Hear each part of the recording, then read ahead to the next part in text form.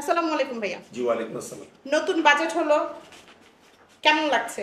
আলহামদুলিল্লাহ, আমাদের নেত্রী গণতন্ত্রের মানুষ কন্যা জননেত্রী শেখ হাসিনা মাননীয় প্রধানমন্ত্রী উনি যে গণমুখী বাজেট দিয়েছেন, ইনশাল্লাহ আমাদের অর্থমন্ত্রী সহ আমাদের মন্ত্রী পরিষদ অবশ্যই এটা আমাদের জন্য শুভ বয়ে আনবে। আমার বিশ্বাস যে আমাদের যে যার যার যে দায়িত্ব সেটা যদি আমরা সুচারুরূপে পালন করি তাহলে অবশ্যই আমরা সেটাকে বাস্তবায়ন করতে পারি। আচ্ছা, আমরা দেখলাম যে আপনি নির্বাচিত হওয়ার পরপরই সবার আগে একটা বড় প্রজেক্ট হাতে নিলেন, ঝিল পরিষ্কার। আপনার দ্বিতীয় কাজ কোনটি হাতে নিতে চান?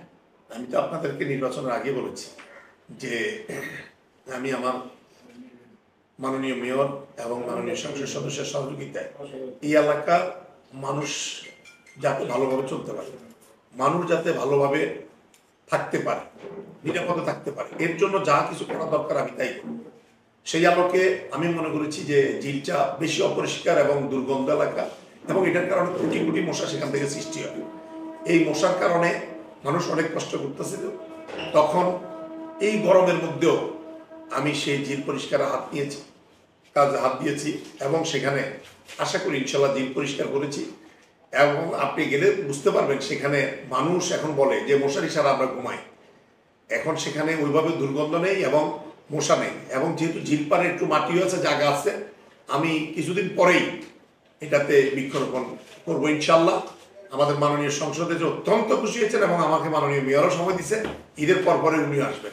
আমি চাচ্ছি যে ঈদের পরে উনি আসলে যে বৃক্ষরোপণটা হবে, উনি থাকতে বৃক্ষরোপণটা করব এবং ওনাকে বলবো যে ওয়াকওয়ে করে দিলে মানুষ যাতে ওখানে হাঁটতে পারে এবং মানুষ যাতে আপনার রমনা পার্কে যেতে না হয়, এই ঝিলের পারে হাঁটে মানুষ যাতে তার সকালবেলা যে মানুষের শারীরিক চর্চা এবং বিকালবেলা হাঁটা সেটা যাতে মানুষ এখানে করতে পারে।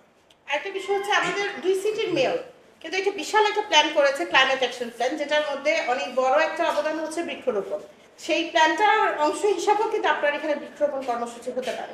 এটা আমি তো বৃক্ষরোপণ এই জন্যই, আপনি বুঝতেছেন আজকে সারা বাংলাদেশ না সারা বিশ্ব জলবায়ুর যে পরিস্থিতি, এটার আসলে একটা মাত্র কারণ আমাদের বিভিন্ন বন জঙ্গল বিভিন্ন জায়গায় এটা আমরা প্রায় উজাড় করে ফেলেছি। দেখবেন গ্রামের মানুষ শহরের মানুষের তুলনায় অনেক ভালো থাকে, স্বাস্থ্য অনেক ভালো থাকে, কারণ ওখানে প্রচন্ড রকমের গাছ আছে এবং প্রচুর রকমের অক্সিজেন পাওয়া যায়, যার কারণে গ্রামের মানুষগুলো অনেক ভালো থাকে। শহরে ইট পাথরের কারণে এবং বিল্ডিং পর বিল্ডিং এর কারণে মানুষ অক্সিজেন প্রচুর কম পাচ্ছে। তা আমরা যদি প্রত্যেকে সচেতন হয়ে যদি বৃক্ষরোপণ করতে দিই তাহলে দেখবেন যে মানুষ এবং সবকিছুই পরিবেশ সবকিছু ভালো থাকবে ইনশাআল্লাহ। আরেকটা বিষয় হচ্ছে যেহেতু কোরবানি ঈদে বজ্র ব্যবস্থাপনার একটা বিশাল একটা সমস্যা হয়। আরেকটা বিষয় যেহেতু গরুর হাট আছে আপনার এই ওয়ার্ডে, সেই গরুর হাট যেহেতু পশু অনেক গরম, সেই পরিষ্কার পরিচ্ছন্ন এবং এই গরমে যেন আসলে আপনার ওয়ার্ডবাসী যারা আছেন বাহির থেকেও তো অনেক পথচারী আসবে বা ক্রেতা আসবে, তাদের জন্য কোনো সমস্যা নেই, সেটা নিয়ে ইজারাদারের সাথে কোনো এই বিষয়ে কথা হয়েছে কিনা? আমি আপনাকে মশা নিয়ে আগে কথা বলি, কারণ আপনারা জানেন বর্ষার মৌসুমটা এবং মশার ডেঙ্গুর যে মৌসুম সেটা সামনেই। মাননীয় মেয়র মহোদয় আমাদেরকে নিয়ে বৈঠক করেছেন এবং আমরা মাননীয় মেয়র মহোদয় বলেছে যে আমাদের প্রত্যেকের প্রচেষ্টা থাকবে যে আমাদের প্রত্যেকের এলাকা যেগুলোতে ডেঙ্গু মশা ডিম পারে এবং ডেঙ্গু যেখান থেকে সৃষ্টি হয় সেখানে আমরা এই জায়গাগুলো যাতে পরিষ্কার রাখি। বিশেষ করে আমাদের যে এই নারিকেলের যে আপনার ডাবের খোসা, টায়ারের পানি এবং বিভিন্ন পাত্রের পানি এবং ফুলের টবের পানি সহ যেগুলোর মধ্যে ডেঙ্গু সৃষ্টি হয়, এই জায়গাগুলো যাতে আমরা প্রত্যেকে, তো আমি এটার জন্য মসজিদে মসজিদে লিফটেড এবং প্লাস আমি মাইকিং করাই দেব যাতে করে প্রত্যেকের বাসার আশেপাশে আঙ্গিগুলো পরিষ্কার থাকে এবং আপনার বিভিন্ন টব এবং বিভিন্ন যে জিনিসগুলো ওনারা রাখেন সেই জিনিসগুলো যাতে করে ক্লিয়ার থাকে, যাতে করে ডেঙ্গু সৃষ্টি না হতে পারে এইটা। আর এই যে এখানে ক্রাশ প্রোগ্রাম করব মশা, আমি অবশ্যই আপনাকে সেখানে রাখবো। আপনি দেখবেন ইনশাল্লাহ আমার প্রোগ্রামগুলো কীভাবে হয়। আপনি দেখেছেন আমার ঝিল পরিষ্কারটা কীভাবে হয়েছে এবং মশাটাও নিধন কীভাবে করতে হয়। ইনশাল্লাহ আমি নিজে সরজমিনে থেকেই এই মশা নিধনের ব্যবস্থা করব। আমি আগে বলেছি এলাকায় যদি কাউন্সিলর থাকে মশা থাকতে পারবে না, এলাকায় যদি কাউন্সিলর থাকে ময়লা থাকতে পারবে না, এলাকায় যদি কাউন্সিলর থাকে তাহলে সেখানে মানুষ নিরাপদে থাকতে হবে।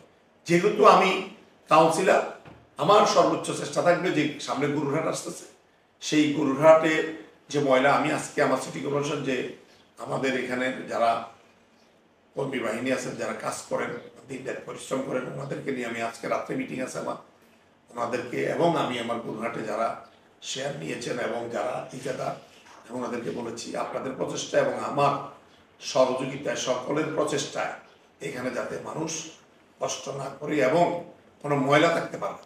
এবং আমার মাননীয় মেয়র বলেছে ওনার তরফ থেকে সার্বিক সহযোগিতা থাকবে এবং সেখানে ঈদের আগের দিন থেকে ঈদের পরের দিনে কোনো ময়লা যাতে না থাকে। আমি আবারও আপনাদের মাধ্যমে আমার মেয়র মহোদয় সহ ঊর্ধ্বতন কর্মকর্তার কাছে সিটি কর্পোরেশনের উদাত্ত আহ্বান জানাবো। আমি ইতিমধ্যে ওনাদের কাছে জানিয়েছি আমার যেসব পরিবহন দরকার, যেসব জিনিস দরকার, সেই চাহিদাপত্র ওনাদেরকে দেওয়া হয়েছে।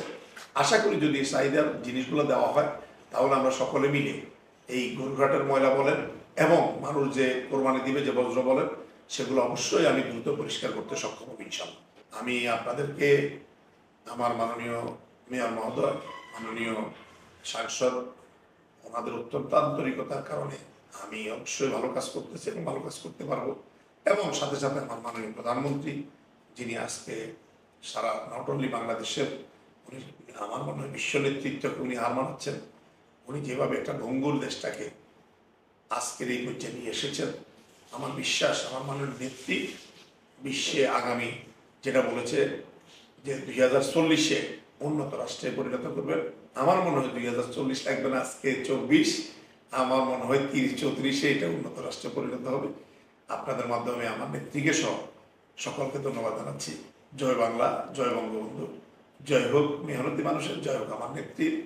সকলকে ধন্যবাদ। আসসালামু আলাইকুম ওয়া রাহমাতুল্লাহি ওয়া বারাকাতুহু।